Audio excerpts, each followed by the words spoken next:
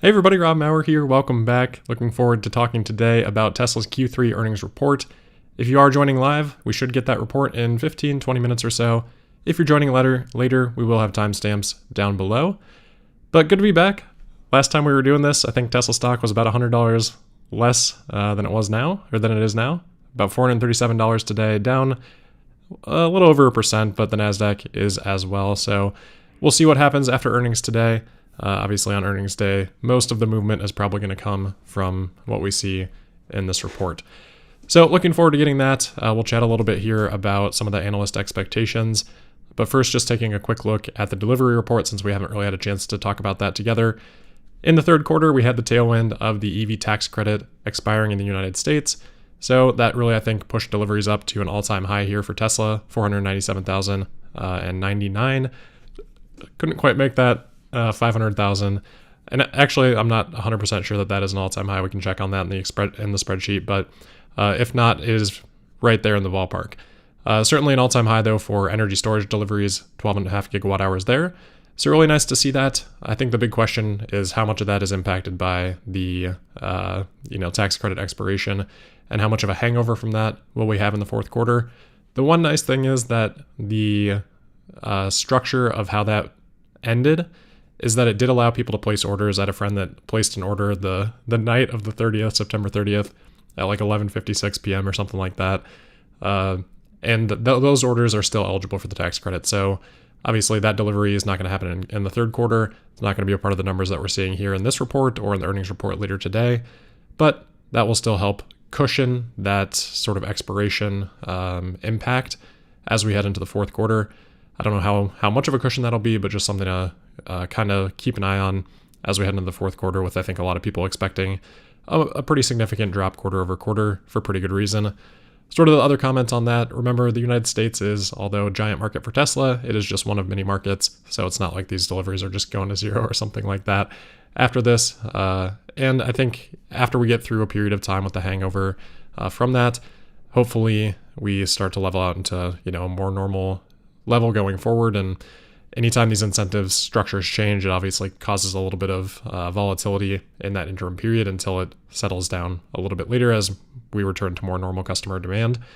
The other thing that's happened this quarter, and since we have last spoken, is the introduction of the standard range Model 3 and Model Y. These are the vehicles that were, I think, teased for a long time as being the more affordable new models. I think we knew that this wasn't going to be anything extremely different from Elon's comments on the last earnings call, as we had talked about. So hopefully nobody too surprised or dismayed by those announcements. I think they're at pretty compelling price points, especially the Model 3. I think it's at like $36,900. And for 321 miles of range for that price, I think that's awesome. I think it's a great vehicle for that price. The Model Y, I also think is a really great price for what you're getting with that car too. But it is obviously just a little bit even higher starting price for the large vehicle and things like that. So it'll be interesting to see how those do. I do wish Tesla would have communicated this a little bit differently instead of calling them, more affordable new models. I think they probably did that somewhat to just alleviate a little bit of the pressure that we've seen. If we go back to the stock here over the last couple of years, it hasn't been the smoothest ride or the easiest ride. I mean, you can see January 2023, we're down in the $100 a share range, obviously quite a bit higher now. I think with a lot of the success with FSD, with Robotaxi and the business finding its footing, there's been some quarters where, it seems like there'd been maybe some decline or some worries about further decline. And again, here we're seeing strong delivery numbers this quarter. We'll see how the numbers look in terms of the average selling prices and the margins, and we'll talk through all of that stuff as we get that report. But I think just, again, sort of finding that footing is what Tesla has done. And I think I've been sort of banging that drum for a while in terms of that's what I'm looking for the business until we can kind of enter that next phase of growth, which I think, as I've said many times, is going to be driven by FSD, by Robotaxi, by autonomy, even beyond Robotaxi. I think a lot of people generally think of it only in that context, and I don't think that's the right way to look at it. I think a fully autonomous vehicle is going to be extremely valuable, even personally owned. Like, not everyone's going to want to go out and rent a different vehicle every single time they want to go somewhere. If you've got stuff in, you've got kids, you've got their things in the car, you're just going to want to have your own car. A lot of people are going to want to do that and pay for that. but they're also going to want it to be fully autonomous and be able to, send it out to run errands, pick up kids places, things like that. It should allow people to move from maybe they have 3 cars or 2 cars now and go down to 2 to 1 as you get better utility. So I think there's a lot that's going to happen that probably people don't realize yet, and I think we're sort of on the precipice. I think the stock is sort of reflecting a little bit of that understanding right now, which is nice to see. So while we've been in this shift, I think the market is now sort of starting to realize that, and hopefully that de-emphasizes a little bit the results that we'll get later today. I think I've, again, talked about that many times, where maybe in the past, I think we would super focus in on like, all right, how are automotive gross margins coming in? How are deliveries coming in? Those are still important things, but they're sort of means to an end right now, with that end being, the entire transportation system pretty much going autonomous, and it's going to take a long time to do that. But my point of view on Tesla leading that market has never changed, and I don't think, if anything, I think that point of view is just becoming stronger over time. I did get FSD version 14 this last week. It's been kind of crazy. I park in a parking garage and it doesn't have good reception, so it almost takes me like 2 days to actually complete the update, because I have to take my car out, download the update, then usually I park it back in before I'm able to install it. Then I can't reach it to actually trigger the installation, so I got to take my car out again the next day, trigger the installation for later that day. Then finally, like the 3rd day, I can do it, and then Tesla's already on to the next update. That's how it's been this week. So it's really exciting to see that pace of these releases happening. I think even with my limited experience so far driving these, I think from 14.1 release or 14.1.1 now to 14.1.3, I think there's already been quite a bit of improvements. I think the main issues with the first release were just sort of maybe overreacting, or a little bit more fine tuning was needed in terms of like road smoothness and driving smoothness, things like that. There's a lot of reports of people like experiencing brake stabbing and those types of things. And I think a lot of that has been reduced or removed already with these, couple of dot releases just in the last week. So excited to see where that continues to go. I haven't had much experience yet, or much time with 14.1.3. So I'm looking forward to it. I just haven't had a chance to get out there and do it. So, but so far my experience with version 14 has been awesome. I posted on X a couple of days ago.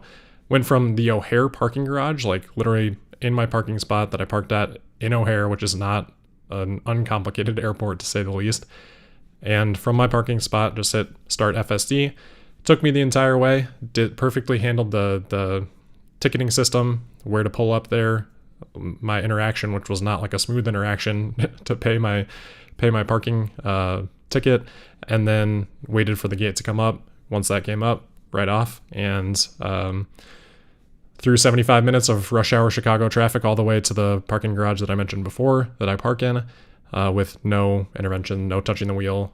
Like it literally went parking spot to parking spot without, could have not had a steering wheel in the car, could have not had pedals in the car, and it would not have made any difference to what I experienced that day. So things like that, it's almost becoming commonplace now, which is so exciting. And if you go back a year, 2 years, 3 years with FSD, those types of things just weren't happening, or if they were, it would be sort of a rarity, and now it's become commonplace. So it's super exciting to see. And again, I think the market's starting to put a little bit more faith in some outcome that involves Tesla leading in that way. All right, so let's see here. We just hit market close. Let's see how we ended up for the day. Probably not a whole lot of movement since we started chatting here. And I do apologize. Unfortunately, I'm a little bit sick today. Just kind of hit me. I think the weather's changing here, and been really busy with work the last couple of days and weeks. So I'm probably going to be sniffling a lot today. So I do apologize for that in advance, because we're going to be together for quite a while today, hopefully. All right, so it looks like we ended up around $439. So again, super happy with just the sort of share price movement that we've seen. Obviously, the markets have been doing well, and I think that obviously helps lift Tesla as well during those periods. But nice to see the participation. And again, coming off a strong quarter here. All right, let's hop over to Excel before we do end up getting these delivery numbers or these reports. That's not it. That's Q2. I just have that up to change for change the link when we do actually get the report here. So let's just make sure it didn't immediately hit here. I think usually our best guess on that is after hours movement, if that's actually come out. So we'll keep refreshing, but I just want to hop over and quickly look at Excel so we can get primed for those numbers when those do come out. So 1 second here. All right, so we can see analyst consensus, quite a bit of growth over the last quarter, which makes sense since we have a huge growth in sequential deliveries and energy storage deliveries as well. Both of those up, I don't know what that is, 30%, something like that. I just have the year-over-year comparisons here, which I actually need to update the header real quick. But these numbers, I think, should be referencing the correct. Yeah, all right. So year-over-year deliveries here up 7%, 81% in energy storage. Q3 last year was actually a down quarter. So I'm just gonna, let's see. I'm gonna unhide a lot of stuff here. Yeah. Just so we can see if we did have a higher delivery number. I don't think that we did. So 495. Yeah. Yeah, we're going back 4 years there, 3 years. So I did not misspeak. Only misspoke on my correcting of myself, potentially. But all-time high for deliveries, all-time high for energy storage as well. And Q3 last year was actually one of those like sequential declines with just a little bit of the, I don't know, energy storage deliveries can bubble a little bit just based on when the actual delivery happens. The best way for me, I think, to always have looked at it is rolling 6 months. So when you kind of look at that, you can see that we did have one of those like drops, a little bit of volatility there after such a strong Q2 last year, dropped in Q3. Q2 was pretty strong this year too, maybe not amazing, but now with Q3, pretty great number there. And even over the last 4 quarters, Tesla is about 43.5 gigawatt hours delivered, which is really nice to see. That's actually, I think, higher than what their stated capacity is. I think is 40 megawatt hours or 40 gigawatt hours annually. So I think they're even exceeding that by roughly 10%, which is great. And obviously we've got Shanghai coming on board. I don't know if that contributed at all to this quarter. Maybe Tesla will mention that. I don't think that's happening yet. If it is, probably in a very small way. So nice to see them sort of above that run rate with a lot of reasons for that kind of growth to continue here over the next year or so. So good to see that. Let's get this reformatted properly. Let's hide all this old stuff. But again, anyway, analyst expectations about 27.3 billion. Let me just really quick make sure that there's no earnings report out yet. Oh, it is out. All right, great. Let's flip back. Tesla's up 0.5% right now, but I'm going to flip back here and shut up about the stupid analyst consensus. We can look at some actual numbers here. All right, last few quarters it's taken quite a bit longer than this, so that's nice to see. All right, Q3 2025 update. Let's hop into it. Hopefully it hasn't been out for too long.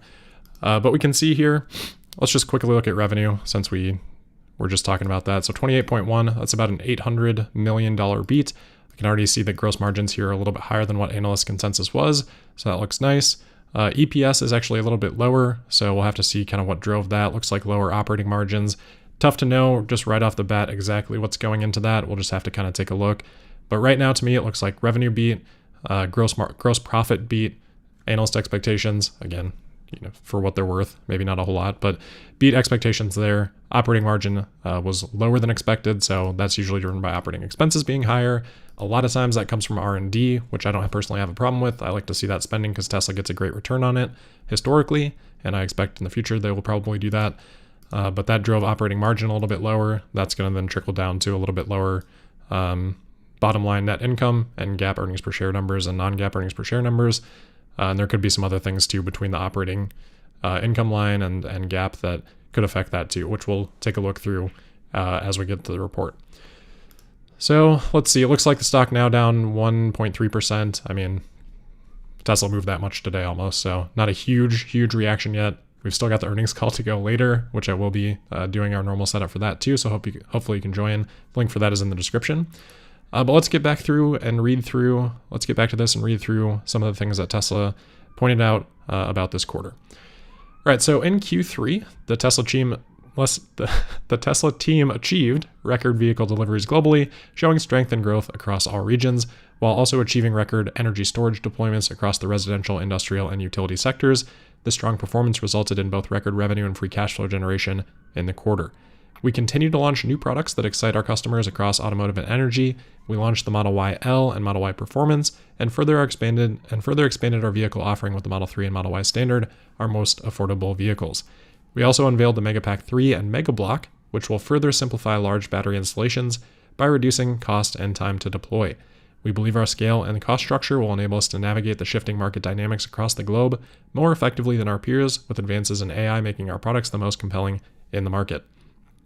Our focus remains on scaling our core hardware business by maximizing our deliveries and deployments, as these products will deliver increasing value to our customers over time via services powered by AI. Every Tesla vehicle delivered today is designed for autonomy, while every Tesla energy storage product is capable of being enhanced and optimized by our virtual power plant or autobidder functionality. We continue to deliver a fleet of products that brings AI into the real world as we pursue a future of sustainable abundance as outlined in our Master Plan Part 4.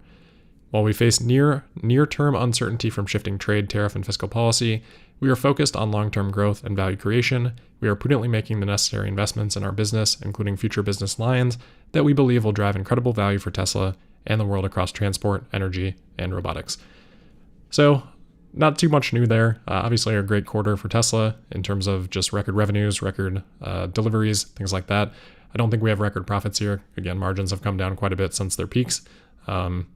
But still nice to see some of that top line growth, some of those top line growth numbers. In terms of profitability, $1.6 billion GAAP operating income, $1.4 billion GAAP net income, $1.8 billion non-GAAP net income, operating cash flow of $6.2 billion, record free cash flow of nearly $4 billion. We didn't talk about that. I don't think I still have it up, but with the deliveries, there's about 50,000 difference between production and actual delivered units. That's something that when that happens with deliveries outpacing production, that is a big boost to free cash flow. You might have a quarter where that opposite happens. That's a big hit for free cash flow. So it's one of those things that probably is best to look at on a trailing 6-month, trailing 12-month basis.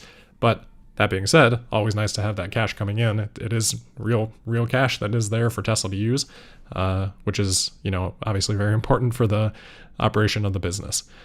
$4.9 billion increase to our cash and investments to $41.6 billion, which is really, really nice to see. All right, operations, launched ride-hailing service, as we're all aware, in the Bay Area using robotaxi technology, record energy storage, and vehicle deliveries. So we talked through some of the top-line numbers here. Let's keep going through some of the... I'm going to skip that for now. One of the things I always try to look at first is again, pardon me, getting over the sickness here. One of the things that I think is always nice to look at first here is the outlook section. That can influence, a lot in terms of the market's reaction here as well. So it's difficult to measure the impacts of shifting global trade and fiscal policies on the automotive and energy supply chains, our cost structure and demand for durable goods and related services. While we are making prudent investments that will set up our vehicle, energy, and other future businesses for growth, the actual results will depend on a variety of factors, including the broader macroeconomic environment, the rate of acceleration of our autonomy efforts, and production ramp at our factories. My guess is that's all the same as last quarter. We can double check that though. Cash, we have sufficient liquidity to fund our product roadmap, long-term capacity expansion plans, and other expenses. Furthermore, we will manage the business such that we maintain a strong balance sheet during periods of uncertainty. While we continue to expect innovations to reduce the cost of manufacturing and operations, over time we expect our hardware-related profits to be accompanied by an acceleration of AI software and fleet-based profits. And then finally for product, we continue to evolve and augment our product lineup with a focus on cost, scale, and future monetization opportunities via services powered by our AI software. We remain focused on growing our sales volume through a differentiated and efficiently managed product portfolio, which includes leveraging and optimizing our existing production capacity before building new factories and production lines. Cybercab, Tesla Semi, and Megapack 3 are on schedule for volume production starting in 2026. First generation product lines for Optimus are being installed in anticipation of volume production. I'm sure that's something that we'll hear a lot more about on the call, so I'm not going to go too in detail, but I think that's probably one of the more exciting lines. Probably both of these lines here at the end are maybe the most exciting parts of the earnings report that we'll see today.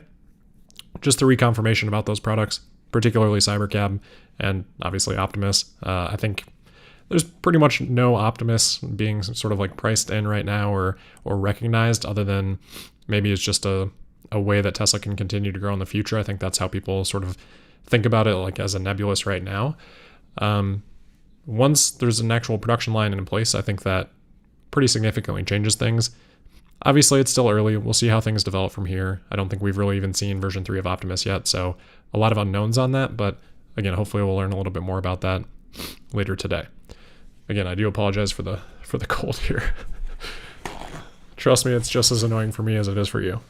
Hopefully a little bit more. But I do apologize. Okay, so let's go back up through here and see what we have not seen yet, and then we can hop over to Excel and put some of these numbers in context. But for financial summary, revenue increased 12% year over year to $28.1 billion, impacted by increase in vehicle deliveries, growth in energy storage, growth in services and other, offset a bit by lower regulatory credit revenue, which we knew was coming at some point. Actually, somewhat nice to see that margins beat expectations, even with potentially lower regulatory credit revenue. We'll see what that number is when we go to Excel. And then lower one-time FSD revenue recognition, since there were releases for Cybertruck and actually Smart Summon at this point last year. For profitability, operating income decreased 40% year over year to $1.6 billion, resulting in 5.8% operating margin, primarily impacted by an increase in operating expenses, excluding stock-based compensation and restructuring and other, driven by sales, general, and administrative, AI, and other R&D projects. So that's something I mentioned. We'll just take a look at where that increased operating expense is coming from. Increased in stock-based compensation, restructuring and other charges, lower regulatory credit revenue, lower one-time FSD recognition as described above. That's pretty much all profit. So that's a big one that would, if you don't have that, that's going to impact more severely these bottom line numbers than the top line. Higher average cost per vehicle due to lower fixed cost absorption for certain models, an increase in tariffs and sales mix, partially offset by lower raw material costs. And then positively impacting profitability was a growth in energy storage and energy generation and storage gross profit, increase in vehicle deliveries, and growth in services and other gross profit. For cash, quarter-end cash equivalents, $41.6 billion, as we talked about previously. Right, so here's deliveries and production. So we've already had those numbers. We've talked a little bit about that, although briefly. Vehicle inventory at the end of the year, so 170,000. Even though this is basically the same number as it was in Q2. Oh, sorry, that's the leased vehicles. So inventory we would have to calculate, but going from 24 days down to 10 days. The point that I was going to make is that this number, as you can see down here, it's calculated by dividing new vehicle inventory by this number. This number here, divided by 75 trading days. So you can calculate that if you want to. Anyone can do that math pretty easily. Whenever you have a big growth in deliveries, the sort of day of inventory becomes a lot larger because you have more sales. So dividing by that 75 makes that single day a lot more inventory. Point being, whenever you have this big volume growth sequentially, if you had the same number of cars in inventory, this number would decline pretty significantly as well. So what we're seeing here is both a reduction in actual inventory, like the raw number, and an increase in what the day of supply is in terms of inventory. So that's going to drive this down even more significantly. Point being, we're now at what is close to, I don't know how many year low.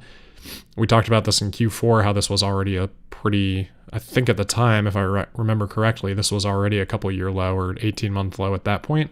And now we're even a little bit lower than that in terms of days of sale. I think the better way to actually look at that would just be to look more of like trailing 12 months and do the math on that for a day of inventory.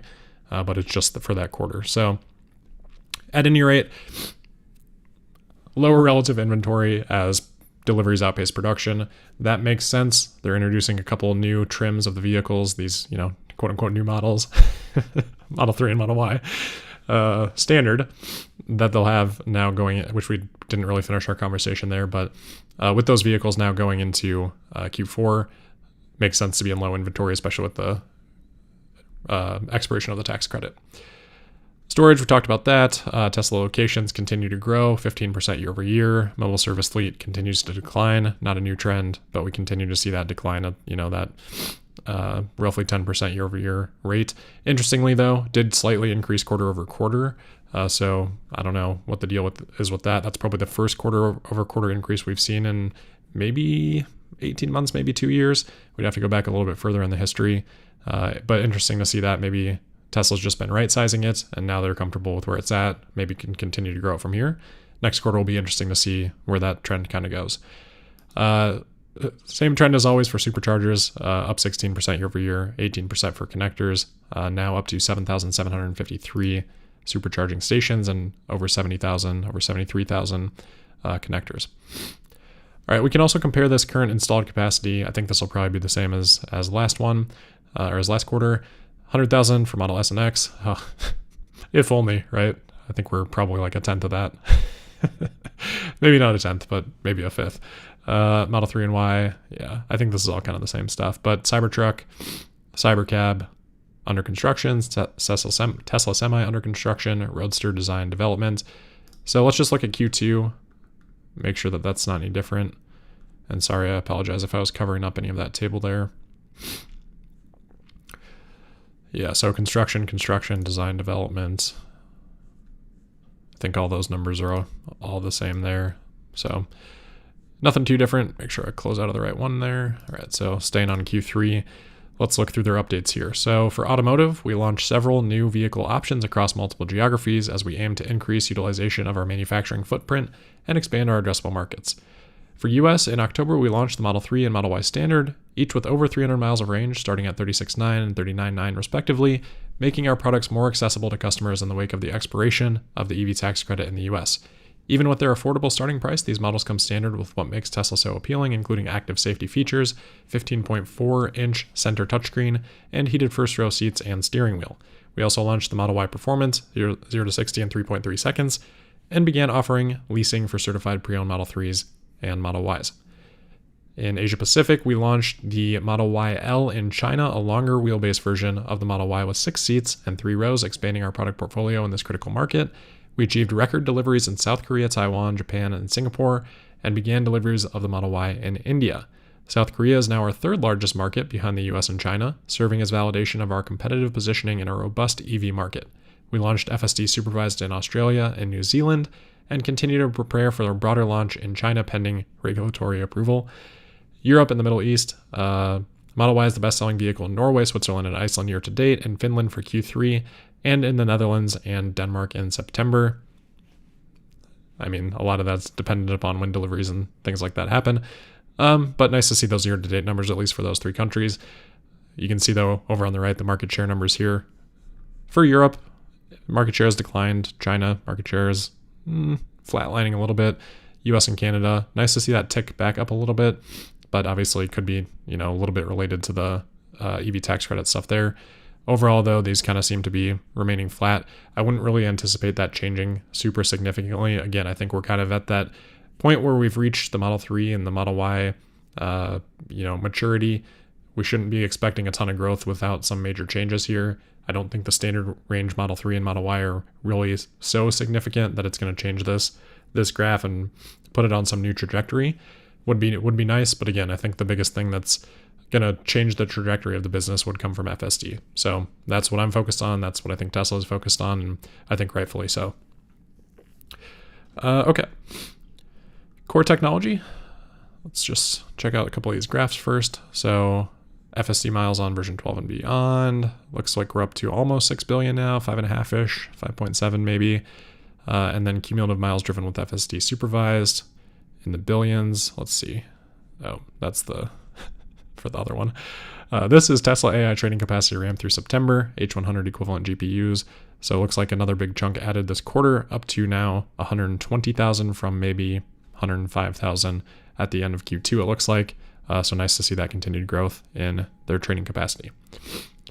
All right, so looking at this, again, apologies. We began deploying version 14 of FSD supervised in October, bringing a large portion of the Robotaxi FSD model to consumers, plus improved handling of several complex scenarios, such as avoiding road debris, yielding for emergency vehicles, which, real quick, that was something that also happened on that drive I was talking about from O'Hare to downtown Chicago. Pulled over perfectly for an ambulance. That's the only time I've had that experience so far, but it was handled perfectly, which was really nice to see. Back to this, adding arrival options to indicate where FSD should park. We expanded both our service area and fleet count for our Robotaxi service in Austin and launched our Bay Area ride-hailing service. These efforts help refine our Robotaxi service by providing valuable real-world data that will allow us to scale quickly scale to other cities in the future with our universal model. We announced a deal to manufacture advanced semiconductors for AI inference and training in the US with Samsung and further expanded our AI training compute capacity, bringing Cortex to a total of 81,000 H100 equivalents.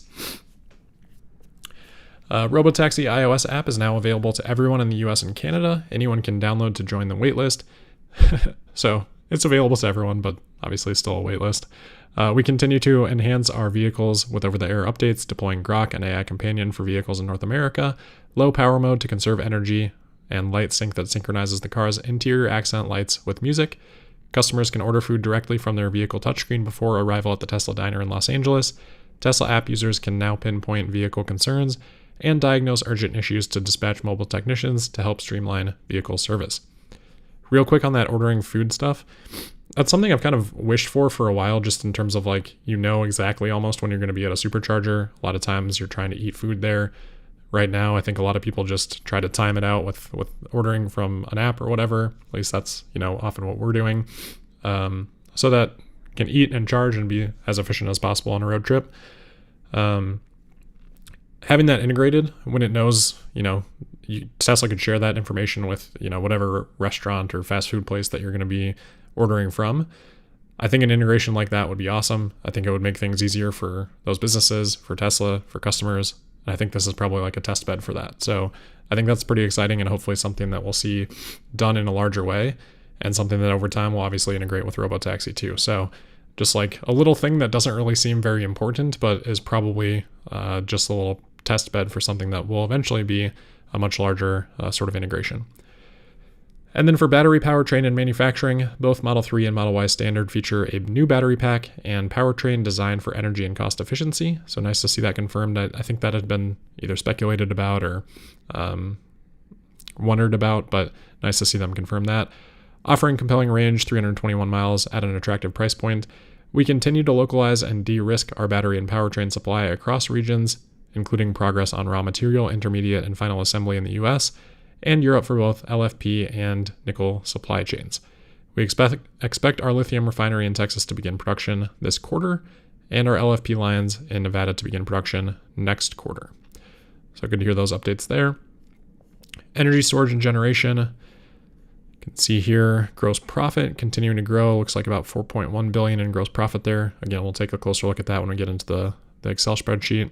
And then energy deployments continue to grow. Again, this is trailing 12 months. So that's the first time now that we're seeing that pop over that 40 gigawatt hour capacity, and by a pretty decent chunk there too. So it's nice to see.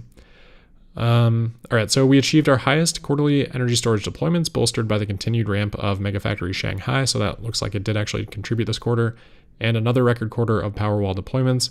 Gross profit increased sequentially and year over year to a record $1.1 billion.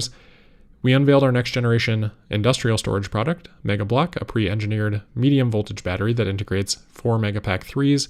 This new and simplified architecture incorporates hardware, software, and services in a single package up to medium voltage, enabling rapid utility scale deployment with faster interconnection to the grid and reduced complexity for customers. Megapack 3 production will begin at Megafactory Houston in 2026 with our 50 gigawatt hour per year of manufacturing capacity. So nice to see that. I don't think we had officially had the name. We had heard the location, but I guess that we've now got the actual title, Megafactory Houston. So cool to see that in 2026. And I don't know that they said the capacity before, other than maybe it would just be more than sort of Lathrop would be. But nice to see that 50 gigawatt hours there. So putting that together with Shanghai, which will probably exceed 40 would be my guess.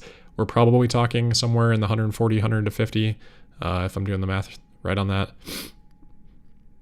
130 to 150, something in that ballpark, I think is where Tesla can probably hit with these 3 factories. And then hopefully we just continue to see this, expand from there. But really, I mean, it's really phenomenal to see this growth in this business. It's something that it's impossible to ignore at this point, even in terms of just Tesla's own financials. But also the growth rate is really nice too. So glad to see the energy business continuing to do well. And obviously there's a lot of need for that right now with what's happening with AI everywhere. So we recently launched a new lease offering in the US for solar plus Powerwall that provides our customers with predictable energy costs with attractive features, including a lower monthly payment compared to loans, a system availability guarantee for the full lease term, and a buyout option after 5 years. We believe this new lease offering will help drive incremental demand for our residential energy products. I hope so. We've seen so much change with this business, going back to, even the Solar City acquisition and things like that. One of those things that's just difficult to figure out and changes a lot based on, the regulatory environment, and that even goes down to, probably like city level regulations and incentives and all of that sort of stuff. It's a lot to navigate, and frequently changing market that makes it, I think, pretty tricky for Tesla to really sort of take a hold on, and obviously just has not really been their priority over the years, I don't think. But hopefully at some point they find something that works well and can kind of grow from that footing. We added over 3,500 net new supercharging stalls in Q3, growing the network 18% year over year. In September, we launched our first V4 supercharger cabinets with 3 times the power density and 2 times the number of stalls per cabinet compared to V3, resulting in higher throughput, higher efficiency, lower cost, and faster deployments. V4 superchargers enable 500 kilowatt charging for passenger vehicles and 1,200 kilowatt charging, or 1.2 megawatts, for Tesla Semi, enabling the fastest charging time for trucks in the US. So, as we get into the volume production of Semi next year and the deployment of V4 supercharging, this is going to become very important over the next few years, and very excited to see that both of those rollouts start to materialize. Outlook we already went through, so now on to photos and charts and more financials. So there's the affordable Model 3 and Model Y, as I'm sure everyone has seen. Model Y Performance, Model Y XL. This one's one that I kind of would consider a new model. It's like, a little borderline. These ones, not so much. But this one, I mean, that's a pretty significant difference in terms of what that vehicle is. Hopefully they'll expand that. I think Elon did comment on that maybe it's like, we'll see, maybe next year or something like that. I don't know. Can't remember exactly what he said, but didn't make it sound like it's imminent. Although you wouldn't want to make it sound like it's imminent if you're trying to sell people cars today. So we'll see what happens with that in terms of other locations. Giga Texas, 500,000 vehicles produced. Optimus at the Tron premiere. Interesting that they've done, quite a bit of crossover stuff there. And then the Megapack 3 launch event at obviously this Boring Tunnel location, Boring Company location in Vegas. Launch team, and then we're back into some of these metrics. So we can hop over to Excel here in a minute. I think I did see some super chats here, so let me just see if any of those are real quick related to this. If not, we'll circle back on those at the end and just kind of do a little bit of general chat about this and what we might see later today. So Sonny, thank you for that. Tom, thank you.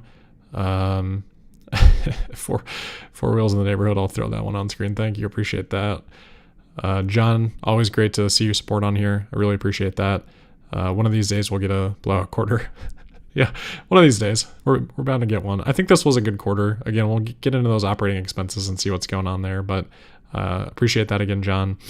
All right, let's see. Elon mentioned $10 million cost build out over a year for his supercomputer. Shouldn't future capital fall directly into the bottom line if you assume he's close to finalizing out the build out?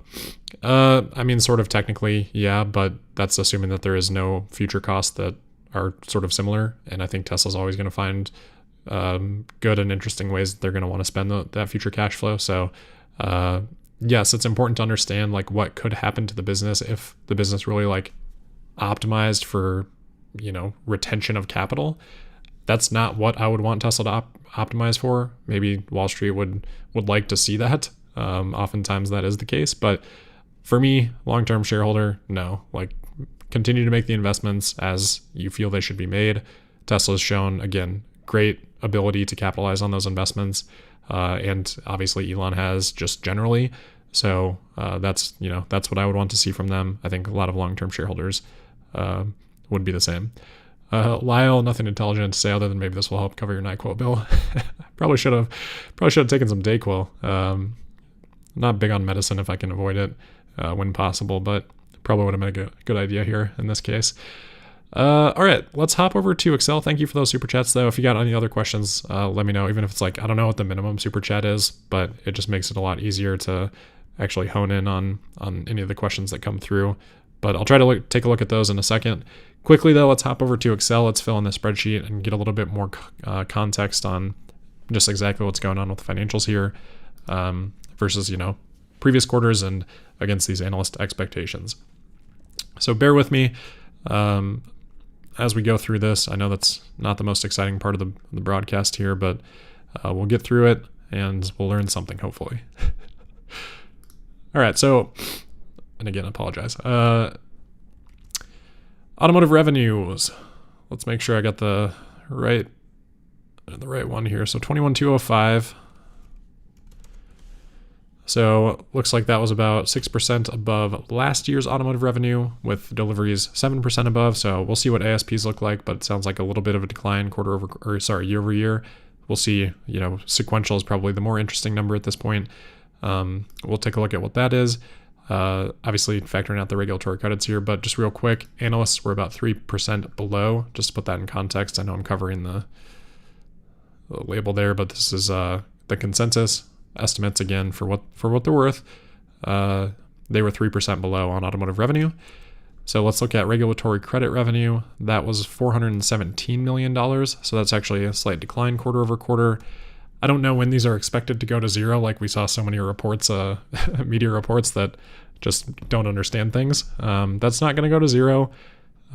Changes in the United States cannot make that number go to zero. These are international. This is an international business. Those regulatory credits are coming from other places that are not just the United States. I don't know what sort of split. We'll have to learn that over time. But not going to zero in my view anytime soon. And when those are lower, it means that more of our revenue, especially when it's beating expectations like this, more of that is driven by actual, hardware vehicle sales. Obviously, the regulatory credit revenue is related to those sales, but still nice to just understand, in the case of it coming in higher than expected, that it's not just being driven by, $1 billion that happen to come in from regulatory credits one quarter, which we've had quarters like that in the past that have been pretty close to that. You can see Q3 last year, $739 million. So even though automotive sales only up 6% here, it's actually quite a bit higher if you were to just look at automotive sales ex regulatory credits. That growth would be more significant since regulatory credits were down 47%. Energy sales, it's going to be a good number there. So that's going to be 3415. So a little bit below expected, but still you can see that's up 40. Also, well, not also since that was down 44%, but up 44% year over year, up pretty significantly quarter over quarter as well. Whatever that is, 20%, something like that, 25. Services and other, that's going to be 3475. So that was actually quite a big jump quarter over quarter. 15% or something like that. 6% above analyst expectations, or analysts were 6% below the actual here, and 3% too high on energy storage. Anyway, net analysts were a little bit low, about 3% lower than what we've come in here at, which was just over $28 billion in revenue for the quarter, which I think Tesla said that's a record, but we can just expand this here and kind of look back to see how that compares to these past quarters. So let's see, the closest one we had to that previously looks like around 25 billion. So record quarter by about 10%, which is pretty interesting because I don't think, automotive sales actually not a record quarter. So you can see Q4 2023 was actually about $300 million higher, but total revenue was, $3 billion lower, with a lot of that, or, all of that difference being made up from the $7 billion from these other business lines now, when a couple years back, those business lines were, $3.5 billion. So really nice to see, that's just the revenue from those two lines has doubled in those last couple of years. Again, kind of making it impossible to ignore when you're thinking about the impact there on Tesla's business. And that's, we're going to look at the profit numbers here in a second. So maybe I'll just leave that unhidden so we can go back and look at that for context in a second. So sorry. Try and go off camera there as best I can. All right, so getting into the profit lines here, we just got to subtract the COGS out. Let's see. So automotive cost of goods sold was 17,590, so we'll take that out. Regulatory credits, those stay the same. I'm losing my mind here. All right, energy profit. So, oh wow. Oh, okay, I was looking at the wrong line there. Make sure I got my automotive right, which I did. All right, so energy costs 2342. So that's, yeah, wow, that's a really great margin there. 2342. So spoiler alert, 31.4%, which I think is a record gross margin for that business. Yeah, so record gross margin on record deployments. Love to see it. Okay. Services and other costs, 3109. That's actually a pretty good margin there too. 10.5%, also a record. All right. These businesses are doing great. So nice to see that.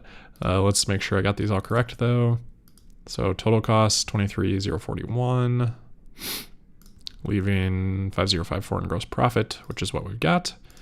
I think we expanded that last quarter to look at those basis points for some reason. So let's just format that like we want it. And 18% gross margin, which is what we'd expected. So automotive gross margin ex credits 15.4%. That is the best in the last year or since Q3 last year. So yeah, the best in the last 12 months. So nice to see that. Again, we'll see where it goes from here. They've introduced cheaper vehicles now. That's going to put pressure on costs. Obviously, they said they've done some things that should hopefully, blunt that impact a little bit. But that expiration of the tax credit, I mean, that's $7,500 for a lot of customers. You gotta absorb that somewhere, whether it's lower sales or lower average selling price, lower margins. Probably in reality, a combination of all of those things. So we'll see how that shakes out for next quarter. But here with these record deliveries, nice to see that wasn't done at the expense of gross margin, and in fact was sequential growth in gross margins from automotive gross margins ex credits. And then again, really nice to see the strong margins here in these other business lines, especially energy. I mean, that's a $3.5 billion of business this quarter. So whatever that is annualized, 13, 14 billion, whatever that ends up being, 15. The 31.4% gross margin on a $15 billion business. I mean, that's pretty nice. That's definitely pretty nice. And one that's, grown 81% just happened to be this quarter. So I wouldn't put it at that growth rate, but one that has, definitely grown at a healthy clip the last 2 years. So great to see that. Getting into those operational expenses then. So this is one I was curious about when we did see the beat here. Analysts were 70 basis points too low, 0.7% too low on total gross margin expectations. And especially then when you have revenue beat, then you're beating even more on this actual gross profit line. So you can see 3% beat on revenue, but 6% beat on gross profit. And then we get down here and for some reason it all goes away. So we'll figure that out. I'm guessing it's probably in big part related to R&D. So look at that. That's 1630. So nothing too crazy there. SG&A probably jumped quite a bit then. Yeah. Yep. So we had some restructuring and other costs in here. So that makes sense. So we'll throw that in here. 238 million there. I don't know if they said anything specifically about that, but yeah, that's a big added cost to the operating expense. You can see that actually drove it down from what would have been a 6.6%, which would have beat expectations. There's this restructuring cost in here. I don't know what this is for. We'll try to figure that out if we can. If not, I'm sure we'll figure it out when the 10Q comes out. But with that drove operating margins down from 6.6% down to 5.8%. But those things are generally one time in quotes, because, you can see here there's a lot of them over the years, and that's normal pretty much for every company. So it's a good idea if you're forecasting to include things like that on occasion and just, balance it out from quarter to quarter. But last quarter it was 0. That helped this number This quarter, 238 million hurts this number. But importantly, next quarter we shouldn't expect another 238 million. So generally, I would prefer to look at it without that number factored in, which makes the operating margin look a little bit better. That obviously then flows down all the way through to net income. So just important to understand where those things are coming from and if they're repeatable or if they'll be repeating or not.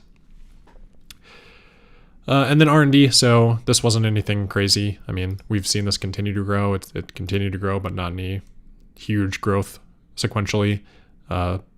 Year over year, though, you can see how this has impacted these operating expenses and the operating income up 57% year over year.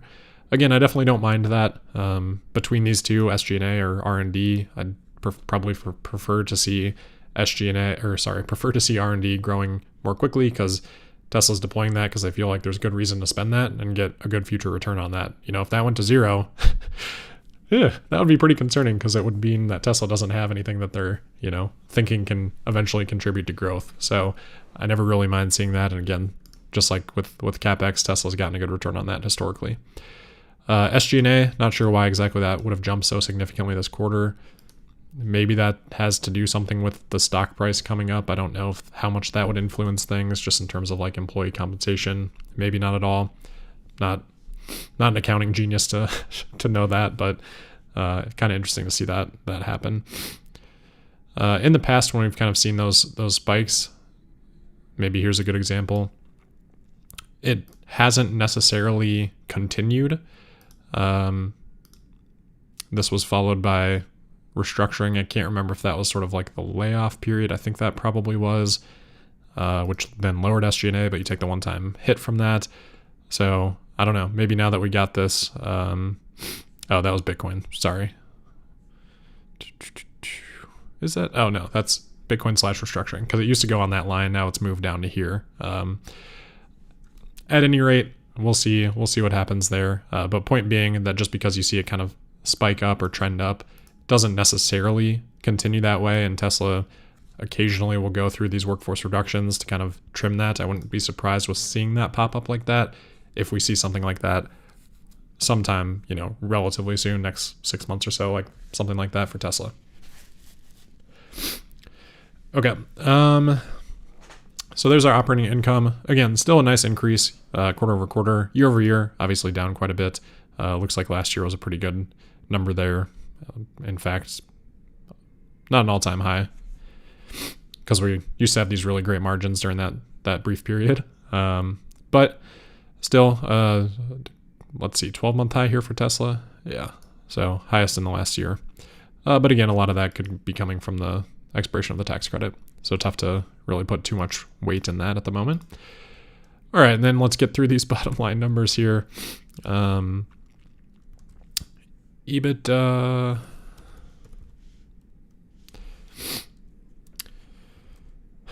Again, apologies. All right, so 4227. Non-GAAP net income. 1770. Stock-based compensation.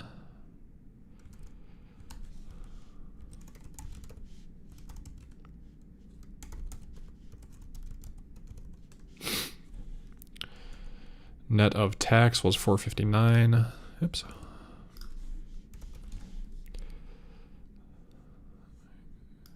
GAAP net income should calculate out there.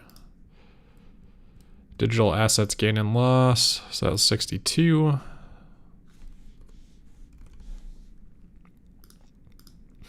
So this is where Bitcoin now, with just the revised accounting standards that started to go into place at the beginning of 2025, which we've talked a little bit about, but any fluctuation in Bitcoin now is going to impact each quarter. It used to just be if it hit a low, it would impact the quarter. So most quarters, nothing would happen unless Bitcoin had a dramatic drop. But now it gets mark to market at the end of the quarter. So every single quarter now we're going to see something on this line, whether it's positive or negative. Doesn't really matter. It's just the fluctuation of the currency that's sitting on their balance sheet. But it'll still, unfortunately, impact the GAAP numbers. Favorably in Q1, unfavorably now the last couple of quarters, just kind of how it's worked out. At any rate, let's make sure that GAAP numbers right there. So 1770, 1373, all that looks good. So then we're at 50 cents non-GAAP. And let's see, what was it, 38? 39 cents gap. So as you can see, our price to earnings ratio is going up again. Because we're replacing a quarter here that has 62 cents with a quarter that has 39 cents gap earnings. So I don't know, we're at $1.50 now for the last 12 months versus we were previously at $1.73. So price to earnings, if we're at 430, I haven't looked at the price for a bit, but I think, what was it, 173? So 200, let's see. 248, I guess, was what should be current PE, and then we're going to like 286. So there's a lot of future earnings priced in. That's what we're talking about at the beginning. I think the market's recognizing that Tesla's got the leadership position in autonomy, but a lot of that, I wouldn't say it's, a lot of that is priced in, but there is a lot of Tesla's valuation that is dependent upon that future growth from that part of the business. That's probably the better way to phrase it. So important to recognize, important to understand. It is what it is. That's where the market is made.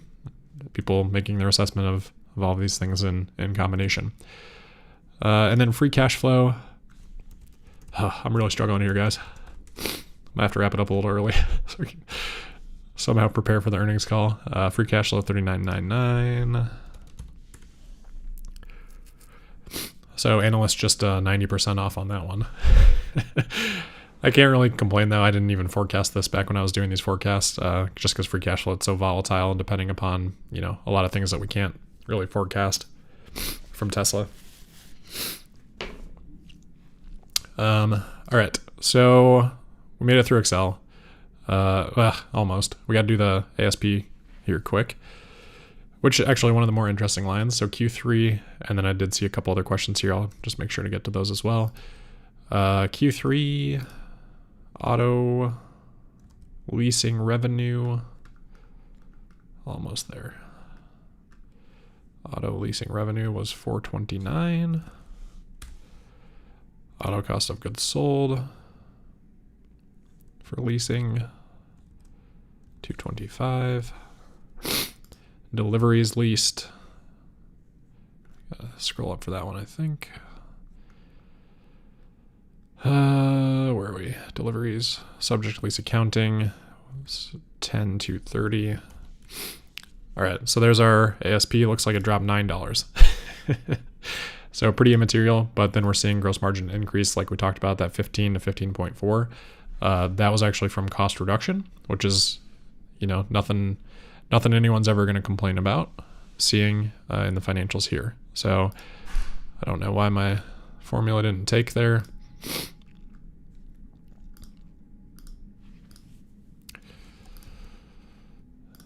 Weird.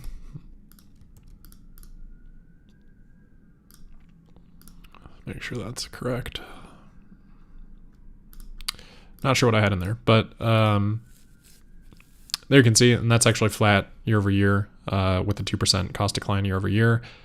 Pretty much flat quarter over quarter, and just 1% it looks like to me. 1% decline there in costs of goods sold quarter over quarter as well. So nice to see, again, even though you've got 100,000 extra deliveries here, that's probably what's driving the cost down, just economies of scale from that larger delivery number, more of those costs amortized out over more vehicles.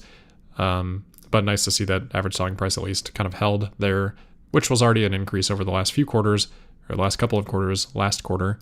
Nice to see that kind of continue this quarter. Heading into Q4, we should be expecting a drop there, right? Maybe even a couple $1,000s. Tough to say, but that'll should drop with the expiration of that tax credit. Maybe offset a little bit by Model Y performance, probably not a whole lot. Maybe offset a little bit by some of those orders that were eligible for that tax credit, like I mentioned, that could still be delivered in Q4. All right, so that is Excel. Let's just real quick flip back to the browser, and we can see what's happening with the share price here. See if people figured out that operating margin was a one-time hit. Here we go.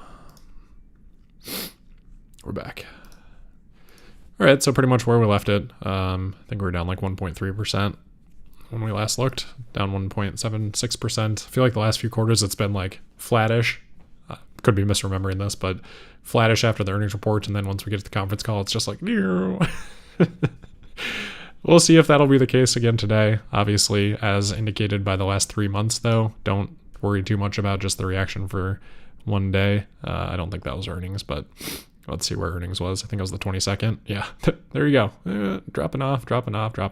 But a few months later, $100 higher. So doesn't really mean a whole lot. Just, whatever the market's feeling today, it's influenced a lot by just, I think, the sentiment of the day and what's going on with other companies and the macro economy and all of that sort of stuff. And who knows, but we'll see. We'll see what happens on the call. Always look forward to just hearing what Tesla's got to say during that. Again, we'll be doing a live stream for that, provided I can make it through it, which I'm going to do it. No questions there, but that'll be at 4:30 Central Time, so in about 30 minutes. And the link for that is down below. But let me just take a quick look here. I did see some of those other super chats come in, so I appreciate that. Derek, thank you. Really appreciate that. Another super chat for answering the question. That's great. Doubling up. Love it. Thank you. Tom Villers, wow, thank you. Really appreciate that, guys. Many analysts estimate Tesla's robotaxi total addressable market as comparable to Uber and Lyft's current rideshare market. Do you agree with this view, or do you believe the TAM is significantly larger? So I actually talked about this a little bit, I think, right before we got the earnings report. Yeah, way larger. Way larger. It's so silly to compare it to just Uber and Lyft. Everything's going to be autonomous. Full stop. So the TAM is the entire transportation market, not Uber and Lyft. Uber and Lyft is such a small, little, tiny part of that segment. Everything needs to be autonomous. It adds so much value, even if you're not like increasing your utility of like, now I can put more miles on my car. Just getting the time back while you're in the car and not having to pay attention, plus the safety, like it's all going to go autonomous. That's the TAM, all of it. Like comparing it to Uber and Lyft is nonsense. If you want to like start with just a robotaxi business and you want to figure out like, okay, this subset is going to be, or this subset of autonomy is robotaxi, and then you want to look at Uber and Lyft as a starting point for that, and then you want to grow that significantly because Tesla can be way cheaper than Uber and Lyft. Great, that's all very good analysis, but again, that's just a subset of what the autonomous market is in total. Like, there's going to be families that just want to have their own personal car because they've got their kids' sports bags and they don't want to lug those around. Like, if anyone's ever known anyone that's played hockey, you think that, let's say there's like 3 kids, this family is not going to haul their hockey stuff around from robotaxi to robotaxi and change it out every single time. It's going to be in the car. That car is going to be autonomous, and that's Tesla's market. Yeah. Pretty passionate about that one. Ben, thank you. Appreciate that. Good to see you on here. Bob, thank you. Warbird, awesome name. Thank you. Appreciate that. Rex, hey, good to see you on here too. Hollywood KW, thank you. Yeah, appreciate it, guys. It means a lot. It makes me feel like I've still got validity here to come back and do this once a quarter. I wish I could make it happen more. Things are going great with FPG. It's keeping me busy for sure. So I do enjoy this though. It's really nice to get back when I've got the chance, and it's really nice to see the support and the appreciation, and it makes me feel good and still want to do it. So I really do appreciate that. Let me just see if there's any other quick questions here.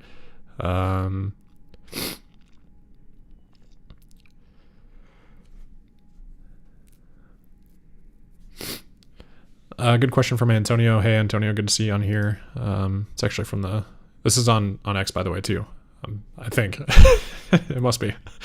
It's multi-streaming. I can't figure out for the other one. I use OBS for the other one. This uses Ecamm. So I don't know. This works for streaming both. OBS hasn't yet. I know I can figure it out, but we'll get there someday. Anyway, to the actual question, any guesses on where robotaxi operators might sit on the balance sheet now versus in the future, e.g. R&D until wide deployment? That's a really good question. I don't think it's significant at all enough right now to matter. So I guess I don't really care where it's at right now because it's just, I don't even know if it would round up to being a 1 on here. in anywhere in this report. Maybe it's a 1, probably not a 10. So it's not impactful right now, but in the future, where would those sit? Well, hopefully in the future, there's no robotaxi operators. The operations, I think, would just be cost of goods sold as a part of wherever that revenue gets bucketed. And there's no revenue bucket for that right now, right? So, I mean, eventually, yeah, Tesla's going to have a lot to figure out. Maybe robotaxi is a bucket, then maybe you've still got automotive as a bucket, and hopefully that automotive bucket grows because of what I just talked about. But I think wherever it sits in the future probably doesn't exist on the balance sheet right now, would be my best guess. Some